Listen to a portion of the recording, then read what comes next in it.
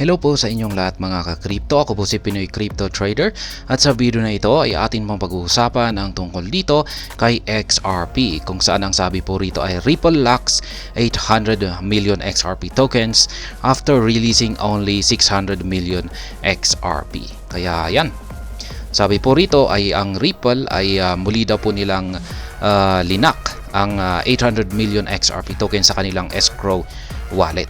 Yan, pagkatapos po nilang mag-release ng 600 million XRP tokens lamang.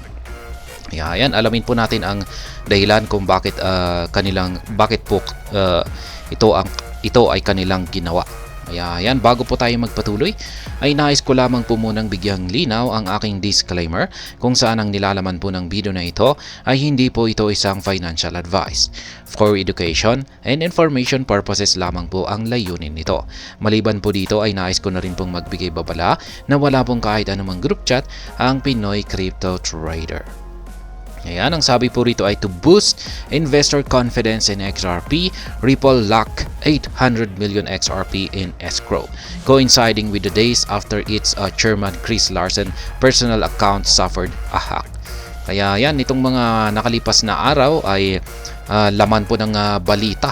Yan, lalong-lalo na dito sa community ni XRP ay yung nahack na personal account ng executive chairman ng Ripple na walang iba kundi si Ginoong Chris Larsen. Yan, nahack po yan at ang laki po ng kanyang laman. Tapos, ayan, nagdulot po yan ng takot. Ayan, yung talagang nagdulot talaga ng takot dito ay yung unang balita na naglabas po ng sabi rito ay yan, ayon po sa mga ayon mismo kay Chris Larsen at saka kay Ginoong Brad Garlinghouse ay wala raw katotohanan. Yung tanging nahack lamang daw ay itong personal na Ripple account ni Ginoong Chris Larsen at hindi po apektado yung Ripple account ng yung kumpanyang si Ripple. Yan, kaya sabi po ni Ginoong Brad Garlinghouse, lalo na para sa mga XRP holders ay wag daw po tayo mag-alala dahil safe na safe yung ating mga funds dito kay Ripple. Kaya ayan, yan po yung talagang nagdulot ng takot sa community ng XRP at marami pong nagpanic selling. Yan, nagdulot po yan ng selling pressure kaya naramdaman po yan ng lahat at bumagsak po ang market price ni XRP dahil dyan. Ngayon ay marami pong maliban po dyan ay matagal na pong frustrated ang mga investors ng XRP. Talagang dismayado po sila. At yung dahilan naman po dyan ay yung kanyang underperformance. Kasi yung nitong nakalipas na taon, yan, lalong-lalo na nung pagtatapos ng taong 2023, ay yung ibang mga cryptocurrencies ay nagpakita po ng magagandang performance. Samantalang si Ripple ay wala.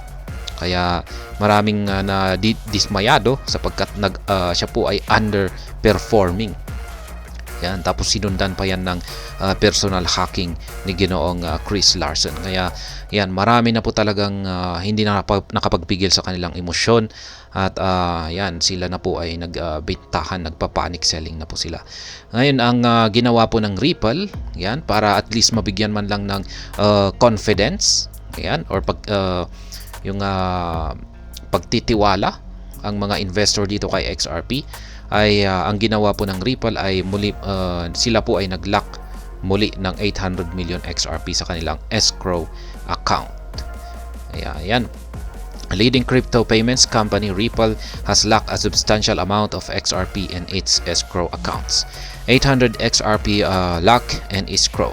Yan, yung escrow na ito, dito po nila tinatago yung funding para kay Ripple. Yan, ito po yung ginagamit daw po nila para sa development ng mga projects or improvements sa ecosystem ng XRP.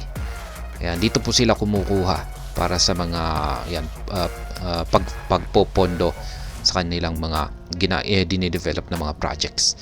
In a startling development, Ripple locked a whooping 800 million XRP worth $404 million in 2 transactions. According to data from Whale Alert, Ripple first locked 500 million XRP yesterday at 23:49 UTC. Kaya yan, kanila pong pinasok or dineposit sa kanilang escrow account ang 800 million na XRP token. Nagkakalaga po yan ng $404 million. At ginawa po nila ito sa dalawang transaction. Yan, dalawang transactions. At yung patunay po dyan ay na-detect po ito ni Whale Alert. Kaya ayan po yung notification ni Whale Alert. Further insight from XRP scan shows that 500 million XRP were first moved from one Ripple's wallet, Ripple 23 to Ripple 11, before the company finally locked the funds in escrow. For the second transaction, the leading crypto payments company locked 300 million XRP coins in escrow. Kaya yan, ito po yung second na or pangalawang transaction. Ito naman ay nasa 300 million XRP yung kanilang sunod na pinasok sa kanilang escrow account. At muli, ang patunay po dyan ay itong si Whale Alert. Ayan, na huli po niya yung malaking transaction na ito. The 300 million XRP coins were locked in escrow from another Ripple address labeled Ripple 10. Ripple unlocked 600 million XRP from escrow. Ripple did release XRP from escrow from this month, but interestingly enough, Whale Alert did not index the escrow releases.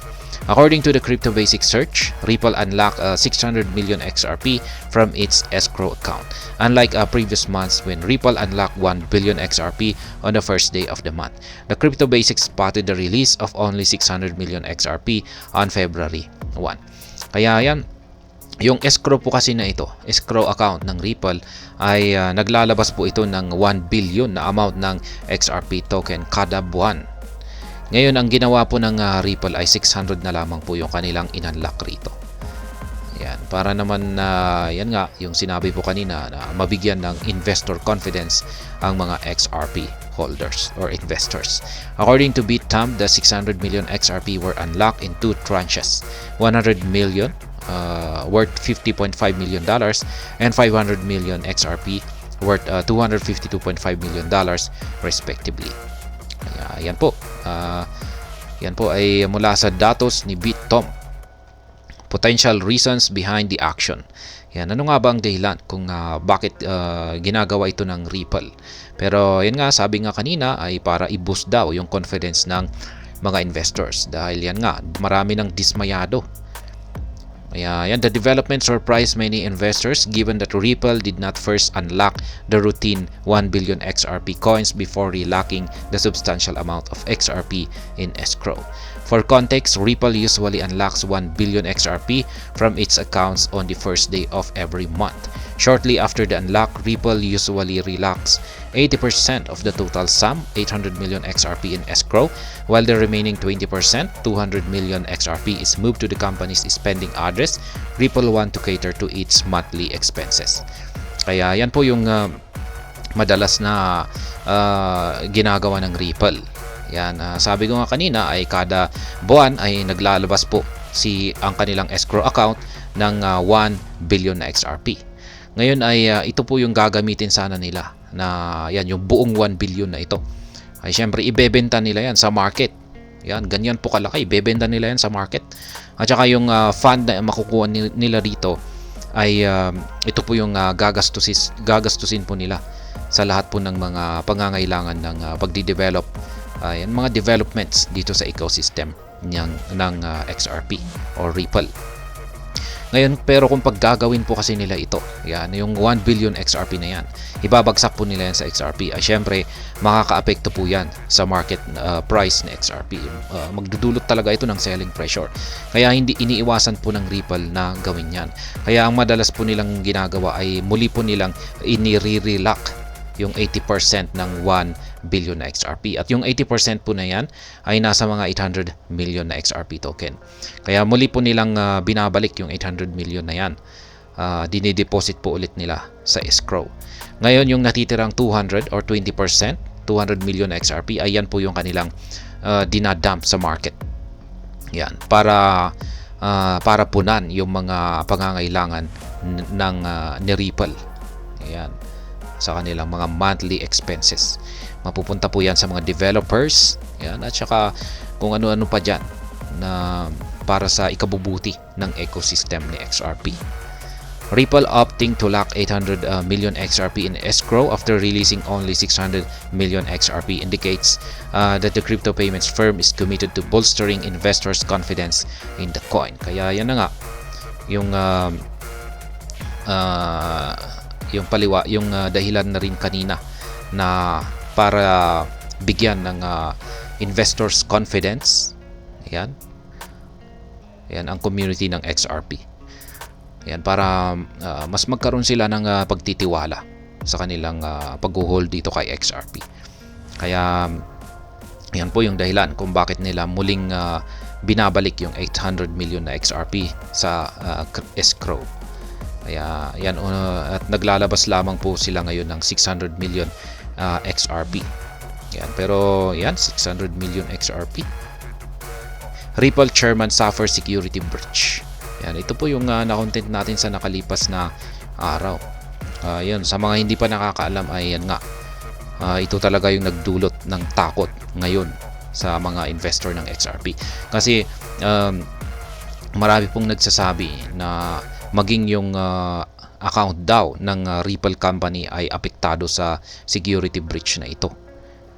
Yan, parang palusot lamang daw po nila na yung account lamang daw ni Ginoong Chris Larsen yung nahack. Yan, para hindi magpanic yung mga investor. Kasi kung pag napatunayan na maging yung account ng Ripple mismo, Ripple company ay nahack, ay syempre talagang magdudulot yan ng panic. Kaya agad pong naglabas ng pahayag na rin ang Ripple CEO na si Brad Garlinghouse na yan, parang nagagalit pa siya sa mga naglabas ng balita na mali yung kanilang balita, sapagkat yung talagang nangyari ay yung account lamang, yung personal na account lamang ni Chris Larsen yung nahack.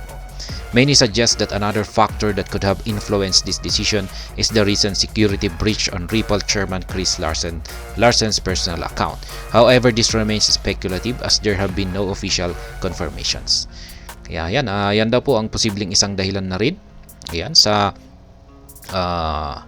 ginawang hakbang ngayon ng Ripple dito sa kanilang hawak na malaking XRP token ngayon. Yan, para siguro ay yan yung nangyari dito sa personal account ni Chris Larsen. Kasi marami po talagang nagpapanik, para siguro ay at least yung mga nagpapanik ay medyo kumalma. Pero yan, isa lamang daw po itong speculation or haka-haka.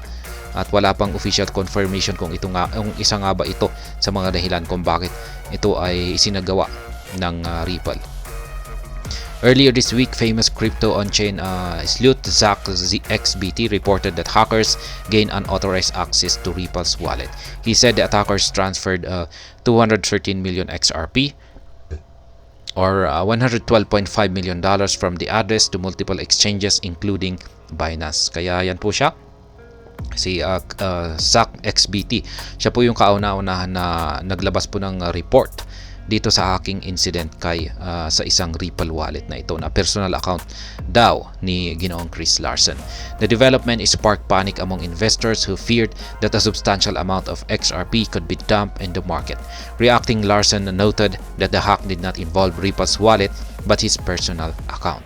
However, Larsen said his team quickly identified the issue and contacted the exchanges that received the stolen funds to freeze the asset. Furthermore, he disclosed that they had already contacted law enforcement agents regarding the incident. Kaya yan. Ngayon ay kumilos naman po kaagad ang team ni Ginoong Chris Larsen para masolusyonan ito. XRP recent performance. It bears mentioning that XRP has not impressed many investors compared to other coins. Recall that over the past 3 months, when other crypto assets enjoyed double digits gain, XRP lost 18% of its value. The coin has been trading around 0.5 in the past week, leaving many investors frustrated. At our press time, XRP was changing hands at 0.505, up by 2.3% on the daily charts. Despite its daily gain, XRP is down by 8% and 20.4% in the past 14 and 30 days respectively. Kaya yan po yung sinabi ko na rin kanina, na kumpara po sa ibang mga cryptocurrencies ay hindi po maganda, hindi po maganda yung ipinapakitang performance ni XRP kumpara sa ibang mga coins or cryptocurrencies. Kaya yan pong muli. Ang Ripple ay nag-lock ng kanilang 800 million na XRP token pagkatapos po nilang mag-release ng 600 million na XRP. At ayun, hanggang dito na lamang po tayo sa video na ito. Sana po ay inyong nagustuhan ang aking paliwanag dito. Kung inyo po itong nagustuhan ay pakiclick lamang po ang like button nito. Para naman po sa mga bago lamang dito, kayo po ay aking inaanyayahan para mag-subscribe. Pakiclick na rin po ang bell icon nito dahil ito po ang siya magsisilbing notification nito sa mga bago kong videos na akin pong ina-upload sa aking YouTube channel na ito. Marami pong salamat sa panonood. Ingat po tayo lagi at God bless po sa ating lahat.